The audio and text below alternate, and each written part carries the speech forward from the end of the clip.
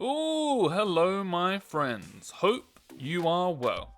The other day I was rooting around in all my miniature bits and bobs and I dug up a few old Space Wolves bikers that I thought would be the perfect candidates for a bit of miniature restoration. So we're going to take these crusty old things and turn them into these slightly less crusty old things. Let's do it. Swamp Rat Miniatures.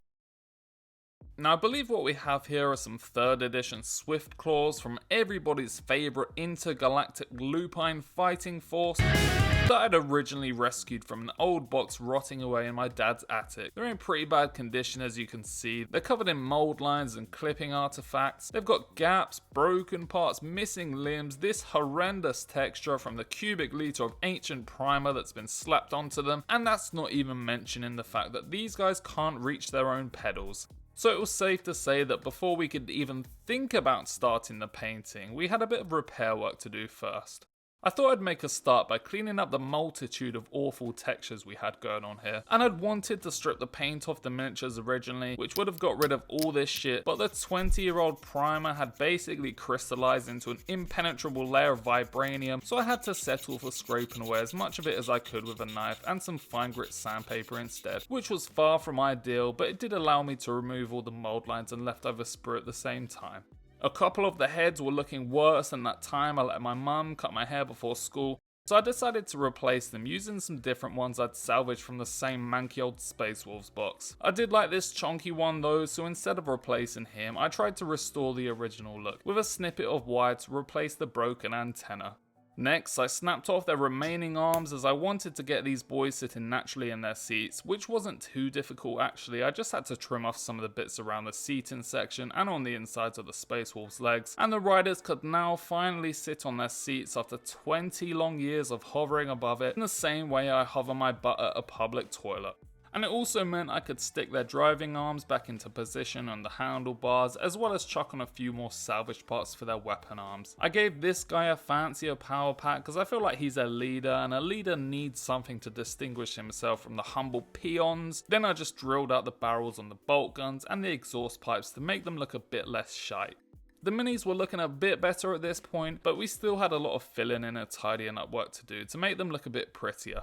So I first added in a little makeshift handlebar using some styrene rod and green stuff to replace the one over here that had been broken off previously. It did look pretty shit, but it shouldn't be too obvious when everything's all painted, so let's just move past that. And I did a spot of filling on some areas like the wheels and the exhaust to make them a bit more streamlined. After that, it was time to rectify some of the most egregious sections of the bike panels, mainly around these front and rear sections, which are very obviously misaligned and uneven, and for this, I just trimmed them down to an even length first, then used the file to add a bit of a bevel and smooth it all over. I also scraped out some of the obvious seams around these areas so I could shove my green noodle into them and smooth it all over for a somewhat level finish, then did the same process around any other areas of the bike that needed some extra loving. I added some noodles to the front of the bikes also to neaten up that trim where I'd filed it down earlier, and then made sure to utilise the shoddiest sculpting possible for filling in the sections around the chest and the neck of the miniatures that I'd chopped off when switching the heads. This was a fiddly nightmare, and the less said about that, the better.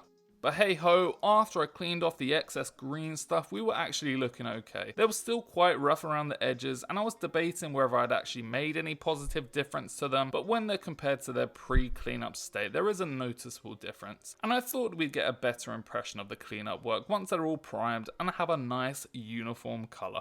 And luckily that was the case, or at least partially, because they were still a bit janky, but overall I was feeling pumped up and ready to lay down some sweet paint on these suckers. So after the customary slap chop undercoating to give our subsequent layers a bit of extra pop, I started mixing up a base coat, aiming for the shadow grey colour the retro Space Wolves were known for. Games Workshop doesn't make this specific paint anymore, but I got a blend I was pretty happy with from a roughly 50-50 blend of rust grey and Fenrisian grey, giving us that kind of pale grey with a hint of blue that I slapped onto the vast majority of the surface area on these miniatures. This colour looked really nice, but it also did a great job of highlighting all the little damage and uneven sections that remained from my clean up phase, which was not ideal. But I also didn't really care at this point. I just wanted to get a nice retro paint job going for our salvaged Swift Claws that would come close to the original paint scheme, and also fill my brain with lots of nice nostalgia-induced dopamine. And one thing that I was loving straight off the bat was this combination of the kind of rose gold metallic colour and the pale bluey grey base coat. I just think it's really nice, and yeah, that's all I have to say about that really.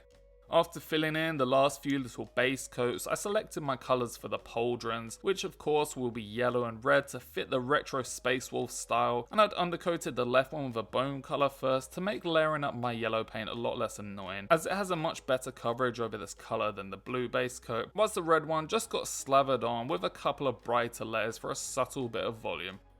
I pretty much covered all my base coats at this point, so it was time now for some washing and highlights to pump up that depth and contrast a bit.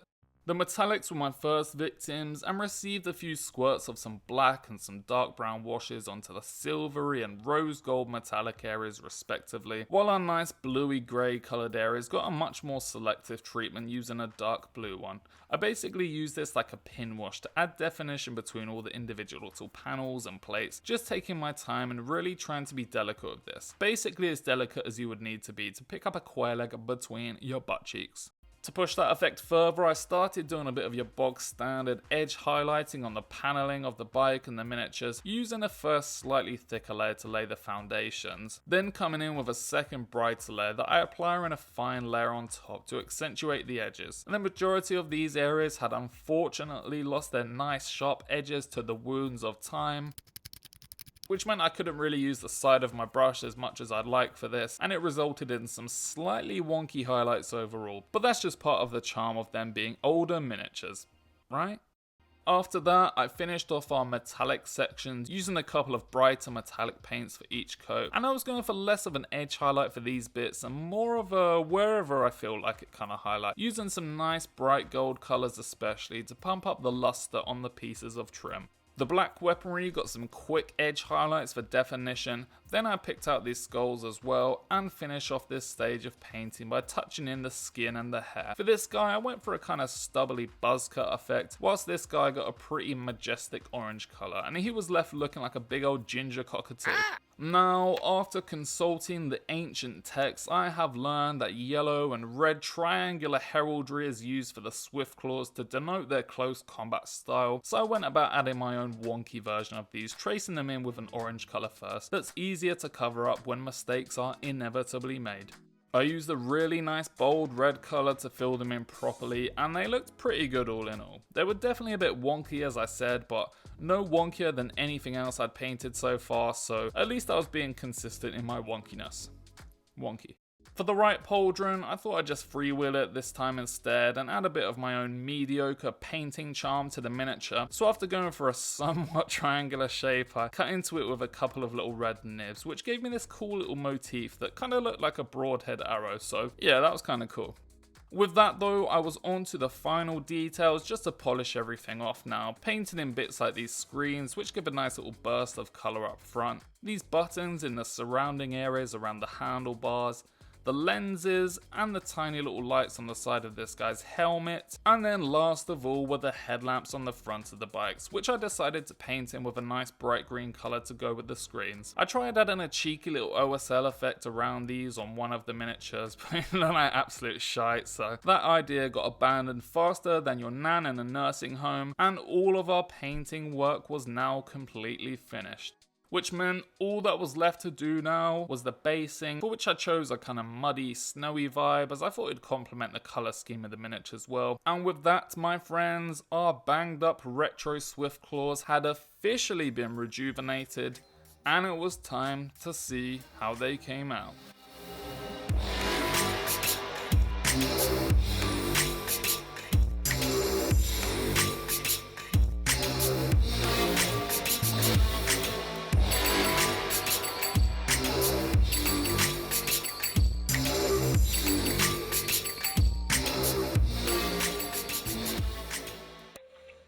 So there we have it, my friends, a bunch of dirty old battered miniatures that have been given a new lease of life and will now go back into my cupboard from whence they came, never to be seen again. But in all honesty, I actually love how these guys came out. I wish I could have got the physical surface of the miniatures a lot smoother, which would have benefited my final look, as we've got some quite visible blemishes and scratches under the paint still, but I'm not letting that spoil the experience. We took some old miniatures in horrible condition and we gave them a pretty decent paint job that's true to their retro style. So the goal has definitely been achieved and you can rest your beautiful little heads easy once more.